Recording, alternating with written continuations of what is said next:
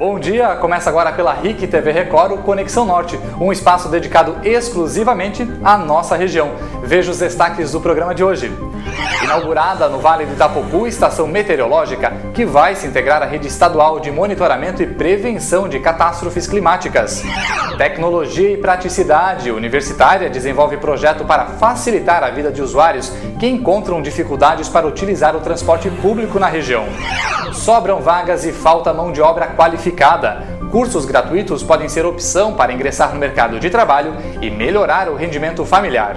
E ainda, história do rock regional contada por meio de rolinhos preservados com o tempo. Conheça a coleção de demotapes de um apaixonado por esse estilo musical.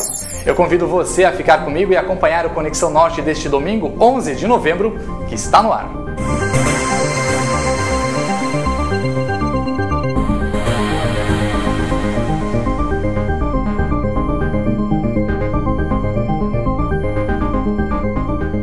A Epagre-Ciram, por meio do Ministério do Desenvolvimento Agrário, inaugurou essa semana em Jaraguá do Sul a estação meteorológica Afonso Schwartz, no bairro Garibaldi. O equipamento está integrado a outras 30 estações que vão compor uma rede estadual e abrange as cidades onde ocorreram catástrofes climáticas nos últimos anos.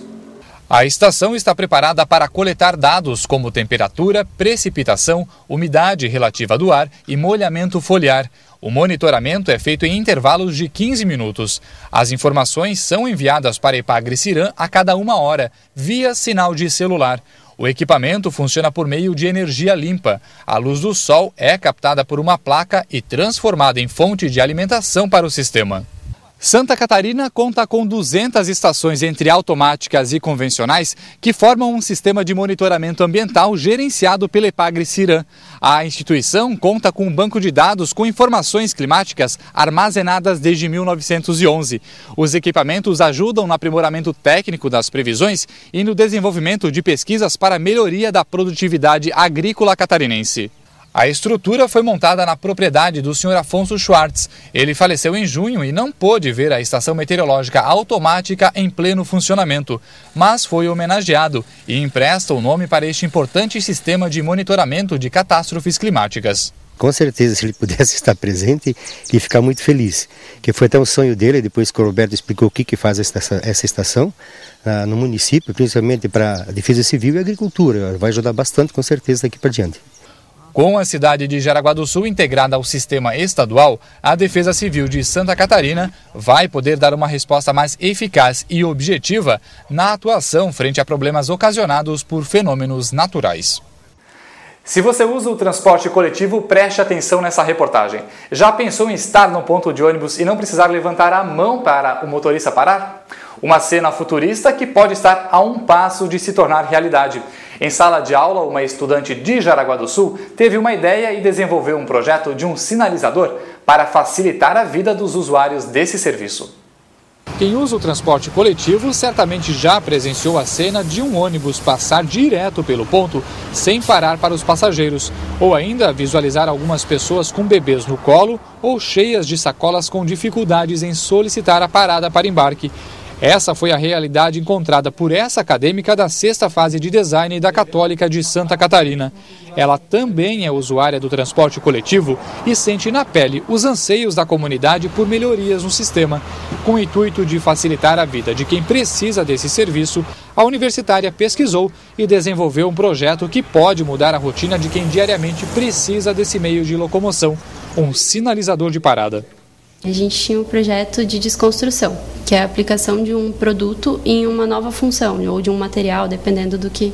Naquela época a gente utilizou placa-mãe de computador. Então a gente fez uma caixa para sinalizar o motorista que tinha gente que precisava pegar o ônibus ali naquele ponto.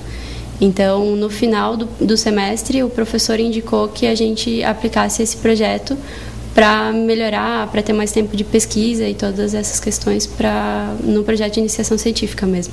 A ideia era usar placas-mães de computadores e outros objetos considerados lixo eletrônico para a fabricação do equipamento, mas precisou ser abandonada porque ficou inviável medir a quantidade de peças que seriam descartadas pela comunidade e reaproveitadas no projeto. A estudante conversou com motoristas de ônibus e usuários do transporte coletivo para identificar as necessidades de cada um.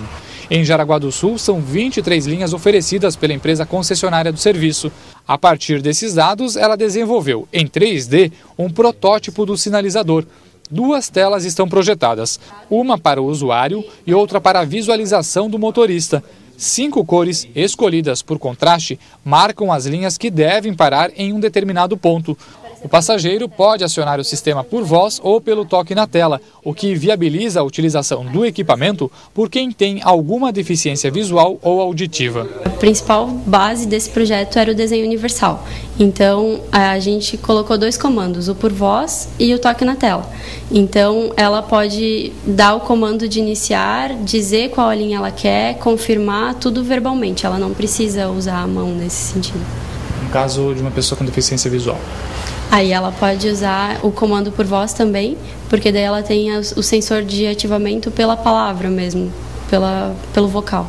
Ele representaria, no mínimo, uma facilidade no acesso ao equipamento urbano, ao deslocamento urbano coletivo e uma agilidade do processo de transporte, porque os motoristas teriam com maior facilidade a percepção de quem está no ponto de ônibus e que vai acessar aquela linha, que vai necessitar daquela linha de ônibus, assim como facilitaria também para o usuário que está esperando uma linha de ônibus perceber se a linha dele vai passar agora ou se vai passar daqui 1 hora, na verdade. Então, eles têm como acelerar esse processo de deslocamento. Tanto o professor quanto a acadêmica se preocuparam com a questão de vandalismo. Segundo Nelson, essa é uma condição cultural e qualquer material disponibilizado em local público está sujeito a ser alvo de depredação. Mas, por ser um equipamento eletrônico, talvez as pessoas tenham mais consciência e conservem o sinalizador. O projeto foi viabilizado por meio de bolsa de pesquisa do Conselho Nacional de Desenvolvimento Científico e Tecnológico e do Programa de Iniciação Científica da Universidade. A próxima etapa é fazer um estudo de viabilidade econômica e buscar apoio para a implantação de um modelo para teste no município.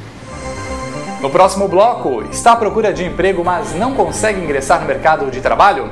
Uma boa opção podem ser os cursos gratuitos de qualificação. Saiba como se inscrever e garantir o futuro profissional. Não sai daí, eu volto já.